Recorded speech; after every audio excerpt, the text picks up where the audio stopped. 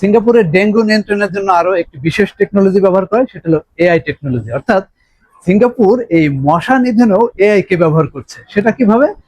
সিঙ্গাপুরে একটি বিশেষ ডিভাইস তৈরি করা হয়েছে, সেটার নাম হচ্ছে যে মসকিটো ট্র্যাপার, এবং এই ট্র্যাপারের ভিতরে এআই টেকনোলজি সেট করে দেওয়া হয়েছে। সেই ট্র্যাপারটা কিভাবে কাজ করে? ট্র্যাপারটা একটি বিশেষ ডিভাইস, যেখানে একটি বিশেষ আলো বিস্ফোরণ হয় এবং সেই আলোর সাথে একটি ভ্যাকুয়াম সিস্টেম রয়েছে, এবং এই ডিভাইসটি শহরের বিভিন্ন কোনায় কোনায় সেট করা থাকে, এবং সে কণায় যখন মশা আলো দেখে আকৃষ্ট হয়ে সেখানে কাছাকাছি আসে, তখন সেই ভ্যাকুয়াম সিস্টেমের মাধ্যমে সেই ডিভাইসের ভিতরে মশাগুলো আটকে যায়, এবং ওখানে এআই সিস্টেম সেটাকে অ্যানালাইসিস করে এখানে কি পরিমাণ পুরুষ মশা আছে, কি পরিমাণ মেয়ে মশা আছে, এবং এখানে কোনো এডিস মশা আছে কিনা, সেই জিনিসটা পুরো অ্যানালাইসিস করে এটা ডেটা সেন্টারে পাঠায়।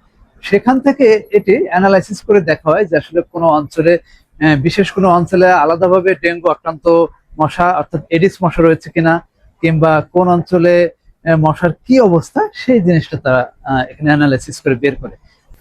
অনেক সময় দেখা যায় কোনো একটি বিশেষ এলাকায় অনেক বেশি পরিমাণে এডিস মশার তৈরি হয়েছে, তো তখন তারা এই অ্যানালাইসিসের ভিত্তিতে সেসব অঞ্চলগুলোকে আলাদাভাবে ব্যবস্থা নিয়ে থাকে।